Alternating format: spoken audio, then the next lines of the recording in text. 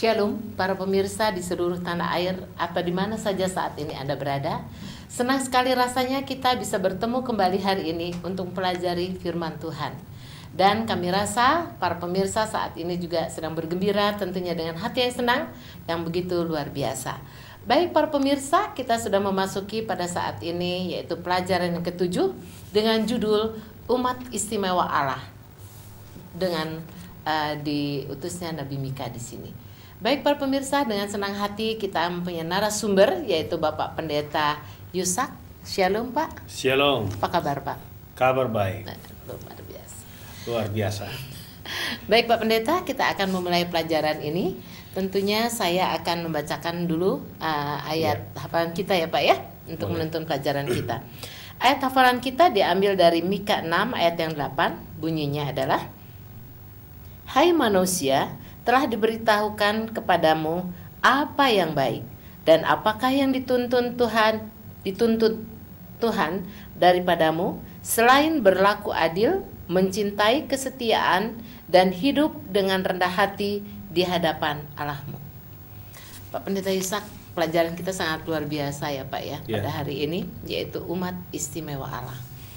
Saya ingin bertanya kepada Bapak Pak, di dalam kehidupan dari Nabi Mika ini ya Pak ya, kira-kira karakter, sebelumnya kita masuk ke pelajarannya Pak ya, karakter dari Nabi Mika ini sebetulnya gimana Pak? Kalau kita melihat dari tulisan Nabi Mika ini, dia memiliki karakter yang low profile dan juga kepeduliannya sangat baik dan sangat sensitif dengan kepedulian orang lain, dan juga dia bisa merasakan keadaan bangsa itu. Jadi dia sensitivitas dia itu luar biasa, sehingga Tuhan memberikan satu pekabaran khusus kepada dia untuk masa yang akan datang. Jadi Nabi Mika ini digunakan Tuhan nubuatan untuk itu, dan inilah awal dia juga punya nubuatan yang akan datang untuk menubuatkan mengenai Yesus. Luar biasa ya Pak ya? Ya, luar biasa. Oke, kalau Bapak katakan tadi Nabi Mika ini adalah seorang yang low profile ya Pak ya, sehingga dapat pekerjaan dari Tuhan sendiri ya Pak. Kalau kita lihat di sini, apakah Nabi Mika pada waktu itu tepat Pak, ditempatkan di tempat bangsa Israel yang pada saat itu memang suasananya yang kurang baik lah Pak ya, yang paling gelap dalam sejarah kayaknya Pak ya. Mungkin Bapak bisa jelaskan Pak, gimana sih gelapnya sejarah bangsa Israel ini pada saat itu?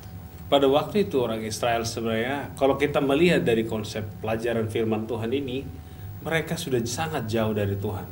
Mereka banyak nabi-nabi sebelumnya dikirim untuk memberikan amaran dan nasihat kepada mereka, tapi mereka sudah mengeraskan hati. Jadi hal ini sangat mendasar sebenarnya untuk kita renungkan. Dalam pelajaran ini juga dikatakan Nabi Mika ini memiliki karakter yang lemah lembut dan juga low profile. Ini sangat dibutuhkan waktu itu. Karena orang yang jahat ini tentu membutuhkan orang yang lebih sabar. Kalau kita tidak sabar mungkin sudah, mungkin kita akan katakan kalau seperti Yunus waktu itu dikirim di sini, Tuhan akan bilang, Yunus akan bilang, Tuhan kirim saja api untuk membakar. Tapi memang dibutuhkan saat itu seorang nabi yang lemah lembut untuk menyadarkan bangsa ini dari kemurtatan yang sedang terjadi. Jadi memang ada misi khusus. Maka dikatakan sesuai dengan pelajaran kita ini, nabi yang khusus diutus kepada umat yang istimewa, umat yang khusus. Jadi Pak, kalau kita lihat tadi bagaimana Nabi Mika sudah diutus oleh Tuhan di sini Pak ya, dengan kelemah lembutannya ya Pak. Seorang yang lemah lembut itu biasanya sensitif dengan kepekaan yang luar biasa ya Pak. Betul. Ya. Apakah Nabi Mika ini termasuk seorang di antara nabi yang pernah nggak Pak sakit hatinya dalam perjalanan menuntun umat Israel? Kalau sakit hati saya lihat dalam semua tulisan, dalam tulisan buku Mika dia tidak pernah sakit hati. Tapi merasakan disakiti sering. Kan gitu kan. Jadi ini memang secara dia punya perasaan untuk sakit hati tidak pernah seperti ini. Tapi dia disakiti sering ya, Pak. Dan juga mengalami penderitaan yang mendalam untuk khusus mengenai bangsa ini. Jadi ini saya lihat dari semua tulisannya itu, tapi luar biasa dia punya penulisan, dan juga ada penghakiman, ada juga punishment, dan ada juga pengharapan. dan dia selalu mulai dengan ketentuan hukum, tapi dia akhiri dengan pengharapan. Kenapa saya lihat biasanya manusia selalu mengingat yang terakhir. Kadang-kadang yang lupa yang awal-awal itu bisa dilupakan. Endingnya. Dia suka ingat yang ending-endingnya. Jadi dalam hal ini juga pelajaran kita ini, Nabi Mika ini memberikan pelajaran itu, dia selalu memberikan pengharapan itu di akhir. Kalau kita baca Yunus juga sebelumnya memberikan pengharapan di awal, ada di awal, tetapi dia lebih cenderung di akhir untuk memberikan di-memorize. Karena ini sudah sangat dekat dengan pembuangan. Ini adalah sudah sangat dekat dengan pembuangan, sebentar lagi mereka akan dibuang ke Babel. Ya. Oke, Pak Pendeta, tadi kita sudah dijelaskan bahwa dia tidak pernah sakit hati, tapi dia sering disakiti ya Pak. Kira-kira apa yang dia rasa sakit hatinya ya Pak ya? Maksudnya bukan disakitin, tapi melihat apa keadaan di Mika ini Pak, dalam Mika 1 ini ya Pak ya.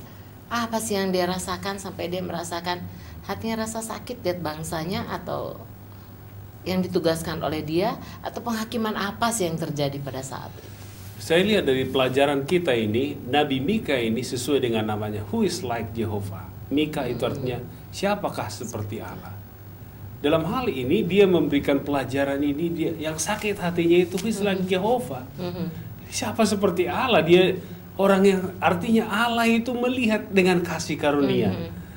Mika juga seorang nabi waktu itu, dia memberikan kasih karunia. Pada waktu dia melihat, dia sudah tahu mau binasa. Sama mungkin seperti kita. Kalau kita mau melihat anak kita mau masuk jurang, kita nasihati nggak mau dengar. Dan pada akhirnya sudah pasti dia akan masuk jurang. Demikian juga saya rasa sakit hatinya Mika ini. Kenapa bangsa ini nggak mau dengar? Kenapa jadi pekat? Nggak mau mendengarkan amaran dari firman Tuhan. Padahal mereka mengaku adalah umat Tuhan, umat pilihan, yang dipilih Tuhan, punya hak istimewa. Tapi kalau kamu itu betul umat Tuhan, kenapa nggak mau ditegur?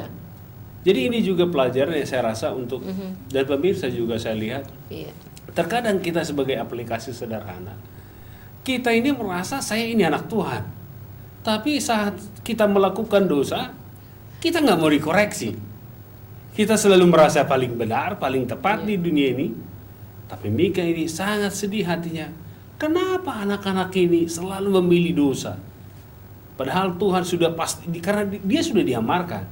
Bangsa itu akan ditawan. Dan dia akan dibawa. Dan diporak-porandakan, dihancurkan. Apalagi Samaria, kalau kita lihat dalam buku Mika dijelaskan, Samaria itu akan diratakan. Masih ada pengharapan untuk Yerusalem. Tapi kalau Samaria habis. Jadi ini saya rasa yang sangat seharusnya, ini kan ada apanya juga hubungannya dengan Nabi Yunus. Bangsa lain aja ditegur bertobat. Masa umat Tuhan ini juga tidak mau bertobat?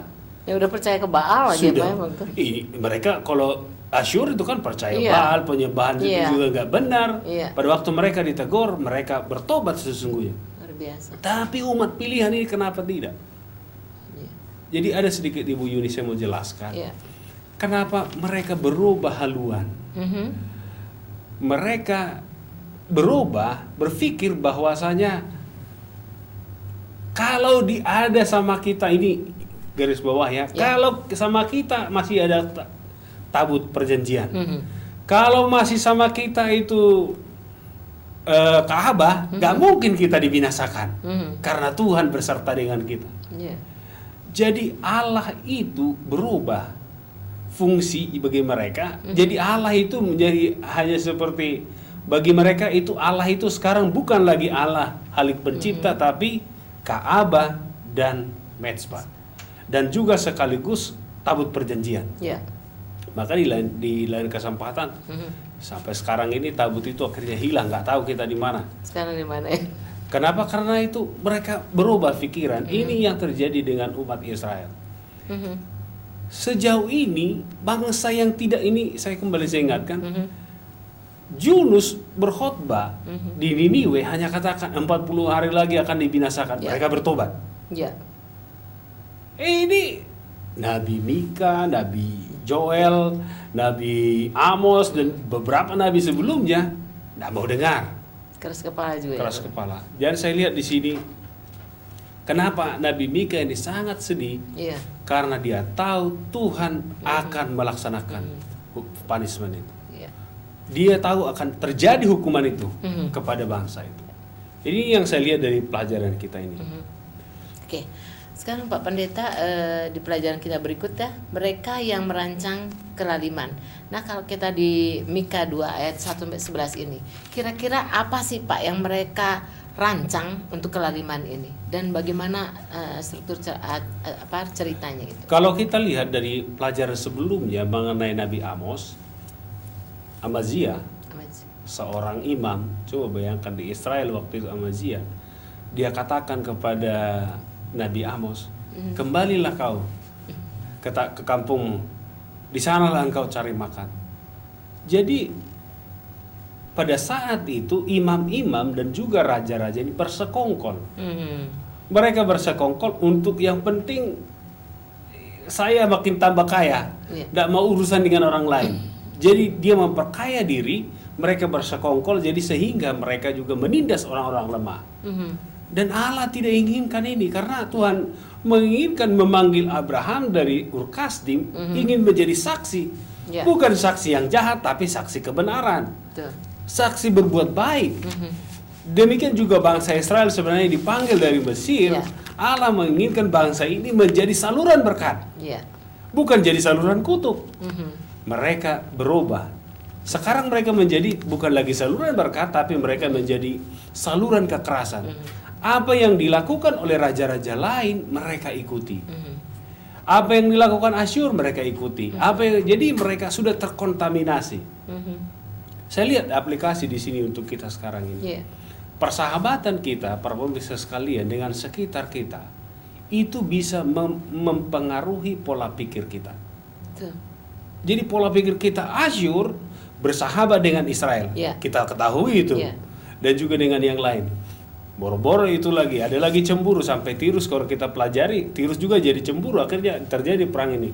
Yang dulunya Tirus dengan Israel itu adalah seperti bersaudara dengan Daud, tapi sekarang jadi seperti ada keretakan.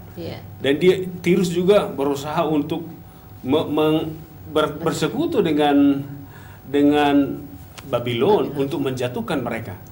Jadi ini kenyataan yang sedang terjadi. Jadi juga pemirsa sekalian, dan Ibu Yuni, yang penting persahabatan kita dengan orang yang tidak takut akan Tuhan itu akan mempengaruhi tabiat kita. Maka dengan ini kita harus hati-hati memilih sahabat tentunya. Itulah yang terjadi dengan Israel dan dengan orang Yehuda. Persahabatan dengan Moab, dengan Filistin, ini membuat mereka semakin jauh dari Tuhan. Sehingga mereka merasa Tuhan itu akan tetap bela kita. Karena ada Kaaba kan, ada sama kita tabut perjanjian, ada mesbah hukuman, ada kita selalu merayakan ini. Tapi Tuhan katakan no way. Ada titik di mana kita ini ditinggalkan. Jadi mereka membuat Tuhan itu hanya seperti benteng. Jadi tidak jadi Allah lagi bagi mereka karena mereka sudah bersahabat. Jadi saya lihat di sini merancang kelaliman ini adalah karena mereka bersahabat dengan orang yang lalim. Jadi sekarang ini yang perlu kita renungkan sebagai aplikasi, perlu kita untuk bersahabat dengan orang-orang yang hatinya baik, supaya kita pun baik. Terbawa ya. Jadi terbawa kebaikan. Jadi kalau kita, Ibu Yuni juga mungkin, kalau kita biasa bersahabat dengan orang pelit, saya garansi kita akan jadi orang pelit. Betul. Karena kita kan lihat, ini nggak pernah ngasih nih. Jadi kita juga setiap ketemu sama dia mikir-mikir, ikut-ikutan. Jadi ini yang saya lihat. Pengaruh ya, aja kuat ya Pak ya. Jadi saya lihat di sini, ingat, imam dan raja waktu itu dipilih Tuhan satu misi untuk menyampaikan Injil. Tapi kenyataannya mereka bersekongkol untuk memperkaya diri. Dan inilah yang terjadi mungkin sekarang ini. Ada banyak juga para pendeta sekarang ini hanya memperkaya diri. Tanpa memberikan Injil itu dan memastikan. Sebenarnya kalau kami seperti pendeta sekarang ini adalah tujuan utama kita adalah memastikan orang ini masuk surga. Demikian juga dengan Nabi. Kalau kita lihat Imam Amazia dan juga raja-raja itu digunakan Tuhan seharusnya menuntun mereka ini ke surga. Dan bukan hanya ke sorga, tapi juga menuntun mereka untuk menjadi saksi. Tapi kenyataannya mereka berubah. Kenapa itu bisa terjadi? Persahabatan mereka salah. Mereka bersahabat dengan orang yang tidak takut Tuhan. Jadi aneh ini, kadang-kadang kita harus menyampaikan Injil juga kepada orang lain. Apakah kita nggak boleh bersahabat dengan orang-orang jahat? Iya, pertanyaannya Pak itu ya. Jadi, tapi saya lihat ada satu hal yang menarik, saya lihat Abraham. Dia punya satu kehidupan yang berbeda. Pada waktu dia dipanggil Tuhan, ada beberapa hal yang selalu dia lakukan. Di mana Abraham dipanggil, di mana dia tinggal selalu buat mezbah, gali sumur. Jadi dia gali sumur, artinya ini pelajaran kita sadari. Mezbah untuk Allah, sumur untuk kehidupan sesama. Jadi Abraham itu dimanapun berada jadi berkat bagi banyak orang. Dan kalau kita lihat sampai sekarang ada banyak sumur-sumur yang digali oleh Abraham itu masih digunakan sampai sekarang. Masih menghasilkan air yang cukup. Sampai hari ini masih banyak. Membuktikan ya Pak. Membuktikan. Jadi dia jadi berkat. Ya. Seharusnya umat Tuhan seperti ini. Kehadirannya dimanapun menjadi berkat. Tapi bangsa Israel gagal. Istimewanya mereka sudah gagal pun masih dikasih. Hebatnya di situ ya Pak. Hebatnya di situ. Sekali. Baik Pak Pendeta, sangat luar biasa sekali keterangan tadi. Kalau Pak Nabi Mika udah merasakan bagaimana Pak ya sulitnya dia melihat bangsa ini yang keras kepala ya Pak ya, yang sudah bergaul dengan orang-orang yang salah lagi di sana.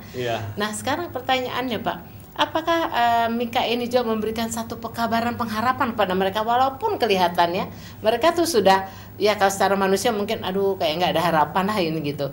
Tapi apakah Mika sini masih memberikan amaran atau nubuatan bahwa walaupun keadaan mereka seperti itu, dia masih berani memberitakan bahwa ada seorang juru selamat yang memberikan kabaran.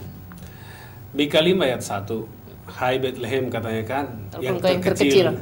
Kan gitu kan. Efrata ya. Tapi dia yang kedua dikatakan daripadamu lah. Jadi akan jadi raja untuk Israel. Amin. Artinya restorasi kembali. Kalau kita lihat dalam hal pelajaran ini tidak berbicara Yehuda dan tidak berbicara lagi Israel, tapi Israel as a whole. Jadi nubuatan Nabi Mika ini bukan untuk Yehuda, bukan untuk Israel, tapi Israel awal. Israel dalam konteks ini adalah Raja Daud dan Raja Salomo. Jadi ini adalah untuk pekabaran kepada seluruh, dikatakan dari Bethlehem. Yang sangat menarik di sini adalah Bethlehem ini adalah kota kecil, tidak dari Yerusalem. Tapi kenapa ini nubuatan ini begitu penting? Karena orang ini selalu melihat hal-hal besar. Tapi nubuatan sekarang hal kecil. Jadi konotasi kan kita memang biasanya kalau kita pikirkan orang besar itu akan pengaruhnya besar. Sekarang enggak lagi. Ini pengaruh dari negara kecil akan menjadi pekabaran. Dan ini adalah mengenai Yesus sesungguhnya. Jadi inilah keistimewaan itu. Hak itu tetap diberikan. Saya lihat ini janji Tuhan ini kekal. Kalau sudah disampaikan, walaupun pada akhirnya murtad mereka. Kalau kita lihat pada waktu Yesus lahir, mereka sudah sangat murtad. Bukan sudah sangat murtad, buktinya Yesus mereka bunuh. Akan dibunuh. Yang beberapa hari sebelumnya mereka katakan Hosana, Hosana. Tapi setelah begitu Yesus ini tidak mau seperti apa yang mereka inginkan. Jadi mereka sudah sama seperti bangsa-bangsa yang lain. Dan juga ini aplikasi untuk kita zaman sekarang, Bu Yuni. Kita tidak ada bedanya seperti orang Israel. Saya hanya mau membantu orang yang baik dengan saya. Kan gitu kan? Sementara Yesus ajarkan tidak seperti itu. Kita harus membantu juga orang yang tidak baik sama kita. Saya lihat dalam pelajaran kita ini juga diingatkan, pekabaran mengenai Yesus ini menjadi pelajaran bagi mereka. Nah, bukan kalian lagi secara satu dua suku atau dan ini, tapi as a whole. Dipersatukan di bawah panji-panji Kristus, akan ada raja yang berikut. Cuma mereka salah mengaplikasikan di belakangan hari. Yang saya lihat, Ibu Yuni, sudah ada janji ini pun belum bertobat juga, itu masalahnya. Janji udah dikasih ya Pak ya? Janji sudah dikasih, Pertobatannya nggak ada. pertobatan kakak juga. Ini kan Bahaya juga ya. Iya, sudah tahu janji nggak Iya. ada pertobatan. Jadi tahu terima kasih ya Pak ya. Iya. Baik Pak Pendeta Yusak, pelajaran ini sangat luar biasa yang perlu kita diskusikan di sini, dan tadi keterangannya juga sangat luar biasa. Tapi kita rehat dulu sejenak ya Pak ya. Kita akan teruskan kembali nanti. Baik, terima kasih. Baik para pemirsa yang kami kasih dan kami cintai, kita akan teruskan pelajaran ini setelah sesaat.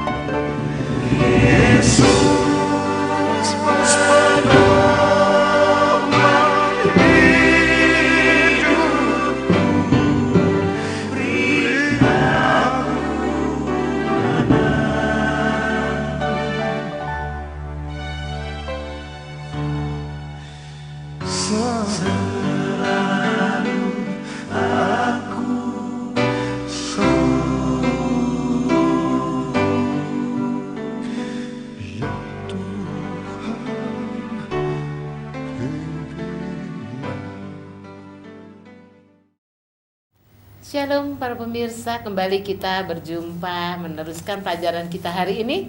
Tentunya kami berharap Anda juga sedang siap-siap melihat acara ini. Ya Pak Pendeta, kita kembali ke pelajaran kita. Ya tadi sudah dijelaskan sangat luar biasa Pak, bagaimana kehidupan bangsa Israel pada saat itu ya Pak ya. Iya. Mudah diberikan pekabaran juga masih keras kepala ya. Itu juga aplikasi dalam kehidupan kita sehari-hari ya Pak ya. Baik Pak Pendeta, sekarang apakah di samping setelah pekabaran itu diberikan oleh Nabi Mika tadi ya Pak ya, apakah ada yang baiknya di sana Pak? Kalau pekabaran itu pasti baik. Jadi pekabaran ini baik dan juga disukacita bagi kita zaman sekarang. Nabi Mika ini memberikan pengharapan sampai detik ini. Karena dia memberikan pengharapan bagi kita akan nubuatan kepada Mesias.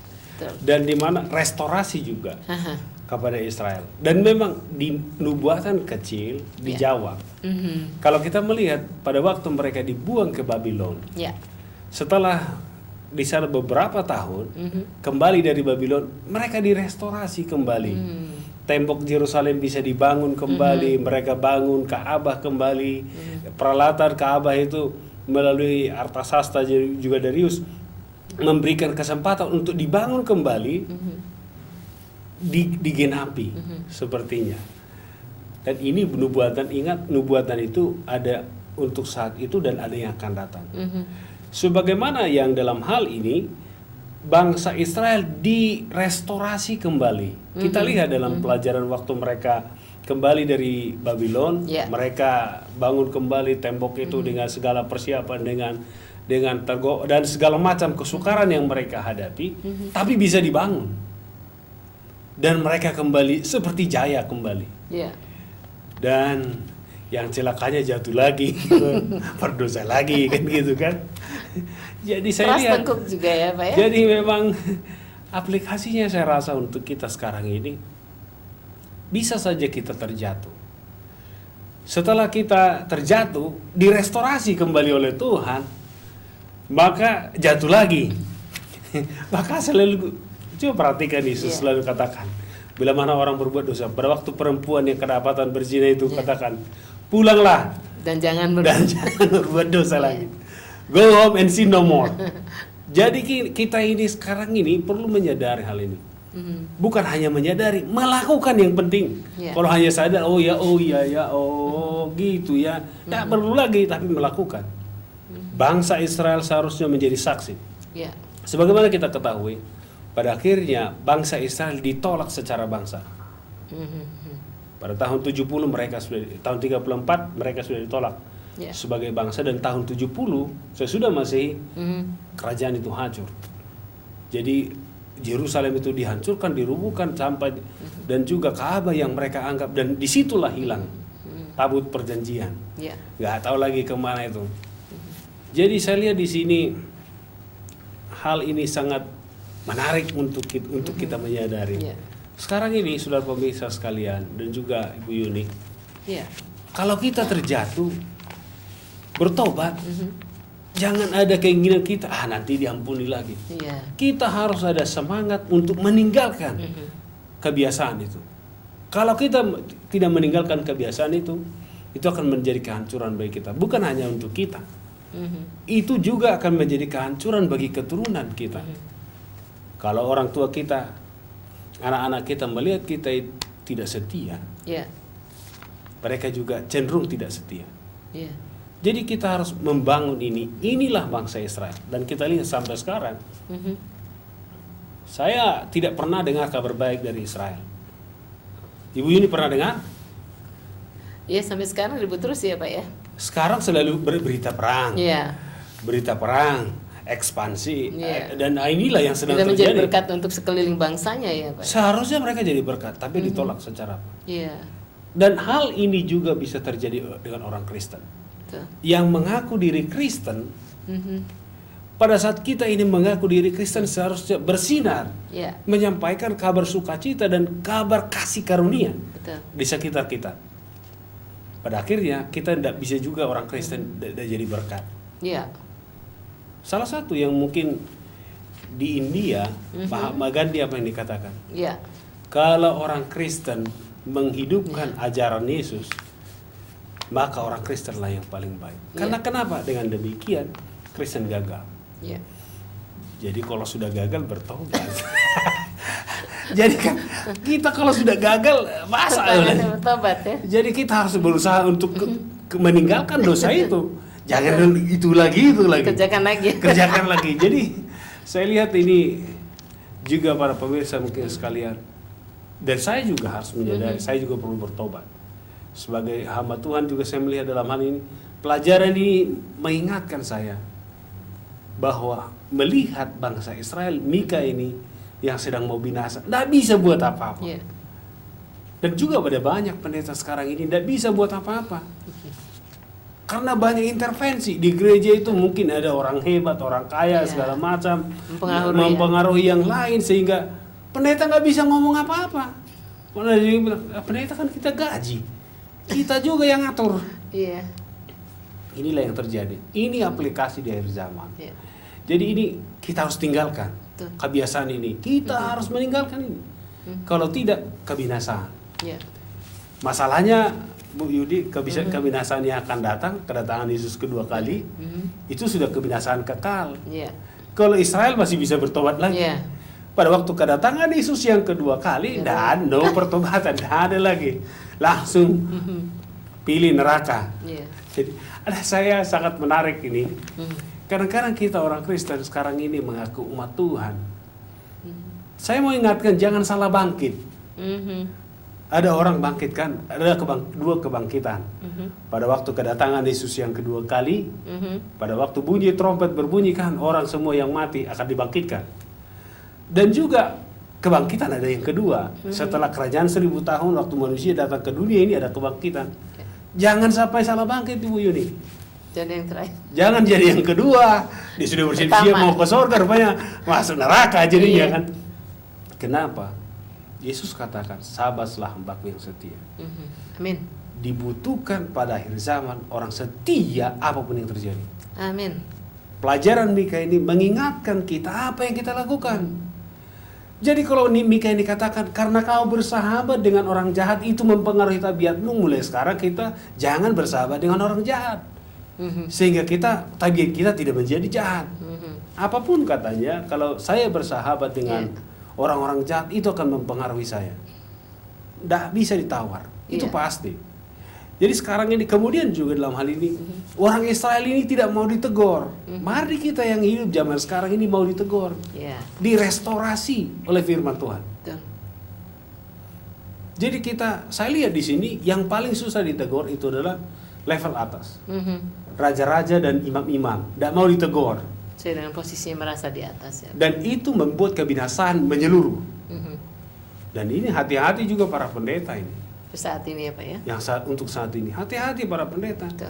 Jangan-jangan Anda juga memberikan doktrin yang salah, sehingga umat itu tidak Anda tuntun ke sorga, tapi menuntun dia ke neraka.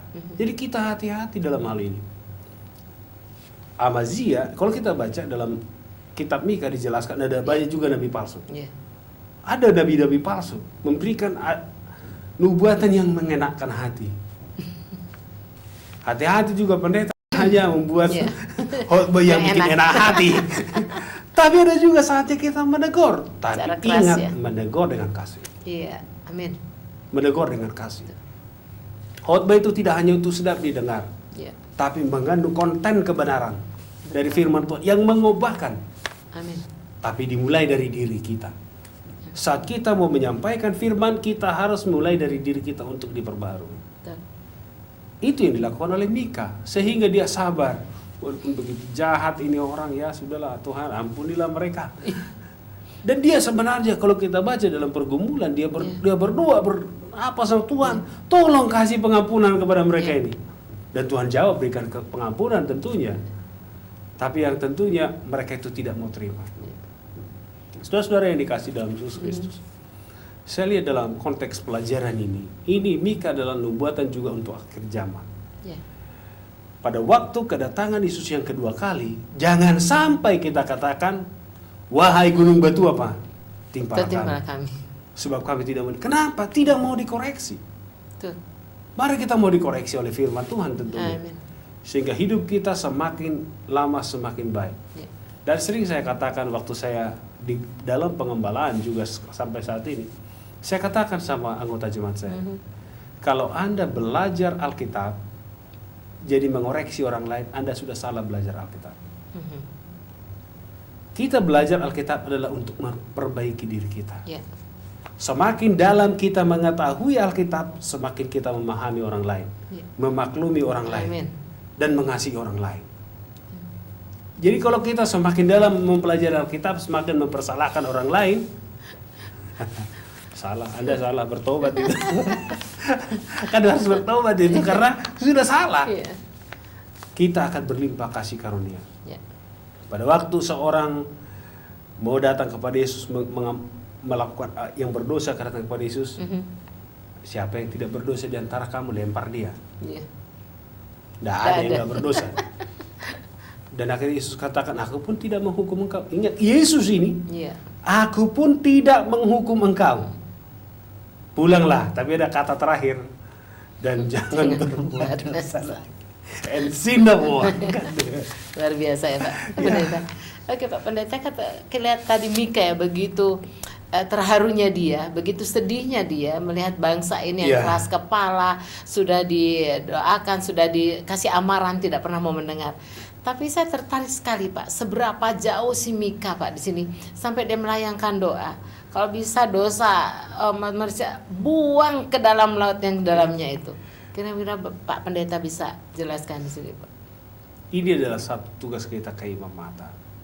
Seorang nabi menginginkan sebenarnya nabi diutus Tuhan dengan satu tujuan untuk pertobatan, untuk membawa bangsa itu. Tapi karena dia lihat Tuhan, saya sudah sampaikan segala cara sudah saya buat Tuhan kepada mereka ini, nggak mau juga berubah. Kalau kau berkemurahan Tuhan, buanglah dosa mereka ini ke laut yang paling dalam. Tapi Tuhan bilang, you know who am I, katanya kan. Iya. Dengan kata lain, Tuhan tetap konsisten. Ingat, Tuhan konsisten dalam dosa. Walaupun ada sejuta pengampunan Tuhan, tapi Tuhan konsisten dengan janjinya dan juga konsisten dengan hukumnya. Dan inilah yang berusaha Mika katakan, Tuhan kalau boleh buanglah ke dasar lautan dosa mereka ini, Jangan lihat dosa mereka. Karena dia rindu Tuhan kalau boleh mereka ini bertobat. Ya. Tapi kenyataan susah sekali. Kenapa? Jawabnya, mereka terlampau banyak bergaul. Berulang-ulang saya katakan ini. Terlampau banyak bergaul dengan orang yang tidak takut Tuhan. Ya. Ya. Jadi sehingga itu akan berakar. Ya. Berakar dan akhirnya tumbuh Susah. menjadi tabiat. Susah ditinggalkan. Iya betul. Saya ketepatan dilahirkan di Sumatera. Kebiasaan makan ikan asin. Ikan asin dibakar Oh iya. dulu. Jadi kalau ada orang di Sumatera, saya cium ikan asin ini dibakar, rasanya enak gitu. Padahal ikan asin dibakar nggak ada rasanya. Itu hanya asin doang kan, nggak ada Iya. enak. Apa enaknya? Tapi Harum. karena kebiasaan. Harum kagak juga kalau orang Iya, bule. harum. Kalau orang bule mencium itu muntah dia, bau berarti kan gitu kan. Karena kebiasaan. Iya. Dan juga ada saya enggak tahu kalau Ibu Yuni suka nggak makan pete. Enggak. Nggak ketepatannya. Enggak. Pete itu pahit. Ya pahit justru. Bau. Karena pahitnya itu lah Pak. Bukan hanya pahit bau. Tapi ada banyak orang sudah pahit dan bau pun masih tetap aja makan. Biar mahal ya Pak. Karena sudah kebiasaan. Maksud saya kebiasaan itu menutupi kita punya pola pikir. Iya. Jadi kalau kita sudah terbiasa melakukan dosa, itu akan menutupi alam sadar kita. Jadi kita tidak sadar lagi padahal sudah lakukan. Iya.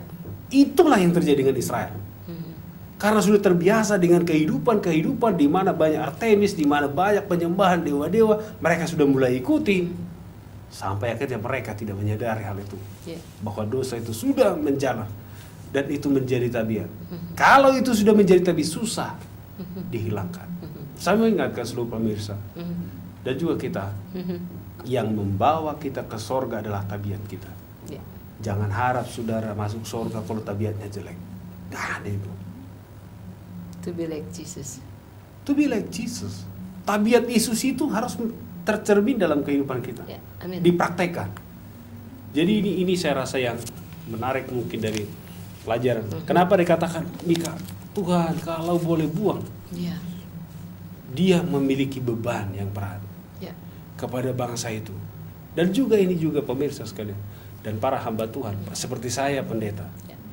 Anda juga harus punya beban berat untuk memastikan kalau ada umatmu itu jatuh ke dalam dosa, menuntun dia kepada kebenaran. Ya. Jangan jadi dicibirkan. Ada orang kalau sudah melanggar yang kotanya, udah pecat saja. Tapi Mika memberikan amaran. Luar biasa. Dia tetap mengasihi, kalau boleh kau bertobat. Yesus juga hal yang sama katakan.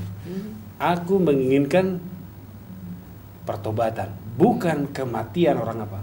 Orang fasik. Jadi ini saya rasa yang sangat menarik dari pelajaran ini. Dan juga permintaan yang luar biasa dari seorang Nabi Mika yang sudah capek berobat gak didengar. Tapi mesti sabar sekali ya Pak ya. Sabar. Kesabarannya hebat. Kalau pendeta Hotapedi sudah susah hati kali. Baik Pak Nena, mungkin kita akan mengakhiri pelajaran kita ini. Pak Pendeta bisa mungkin rangkumkan tentang pelajaran ini dari 1 minggu ini Pak. Baik. Pelajaran sekolah sahabat kita ini saya mau boleh katakan dari pelajaran awal dikatakan umat istimewa. Ya. Keistimewaan itu adalah Tuhan tidak pernah mengingkari janji. Walaupun bangsa Israel sudah murtad, tetapi tetap Bethlehem, Ya. tempat Yesus dilahirkan dan janji keselamatan. Amin. Dan juga dia memberikan menjadi raja kekekalan untuk masa sekarang ini. Ya.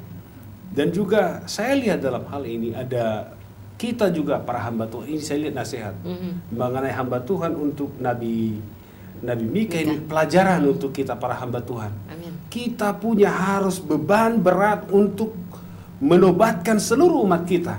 Amin. Sehingga mereka menjadi pewaris kerajaan sorga. Dan juga yang berikut saya lihat di sini para hamba Tuhan. Maksud saya di sini semua kita yang mengaku diri anak Tuhan. Ya. Bila mana ditegur bertobat, meninggalkan dosa itu sebelum dosa itu terlampau jauh. Ya.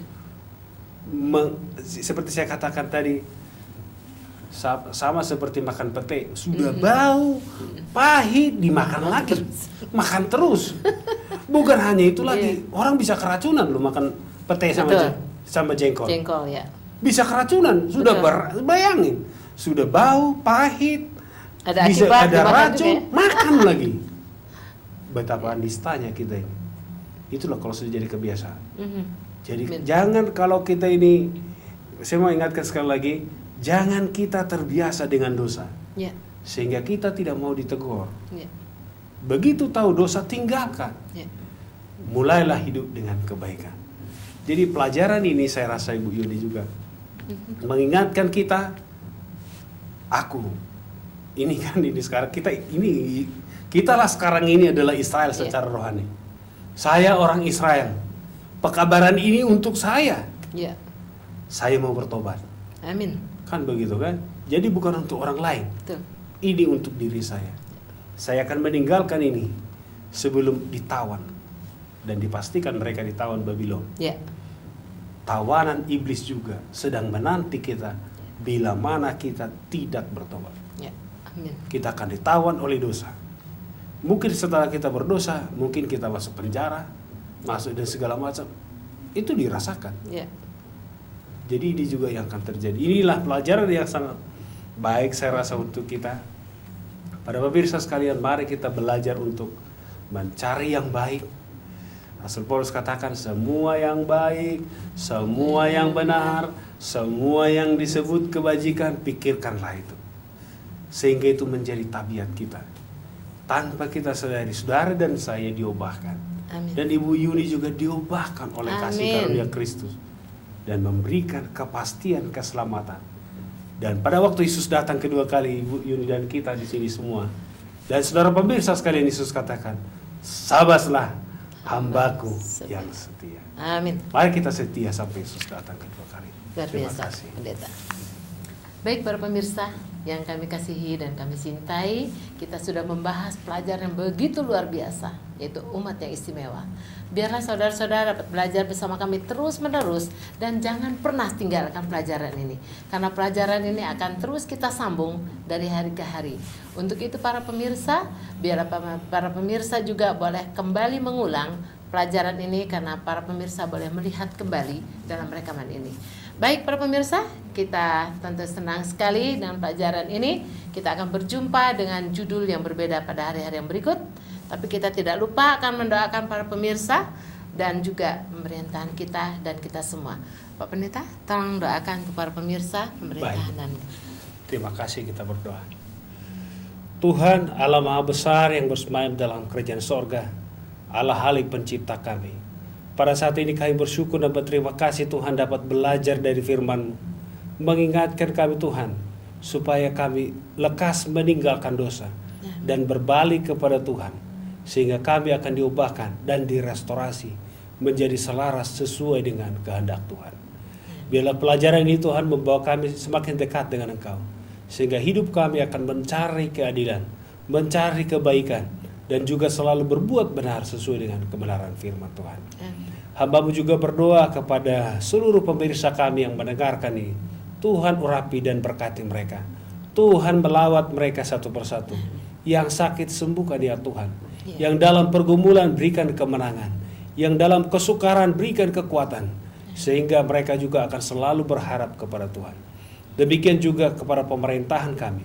Tuhan berkati dari presiden sampai tingkat yang paling rendah. Tuhan urapi mereka satu persatu, berikan kesehatan dan sukacita, sehingga mereka juga akan memimpin negara ini selaras dengan kehendak Tuhan. Hamba-Mu juga berdoa kepada Ibu Yuni dan seluruh kru yang memberikan acara ini. Tuhan berkati sehingga program ini menjadi berkat bagi banyak orang. Terima kasih Tuhan, Kau begitu baik mendengar dan menjawab doa kami. Dalam nama Yesus kami mengucap syukur dan berdoa. Amin. Terima kasih, Tuhan berkati.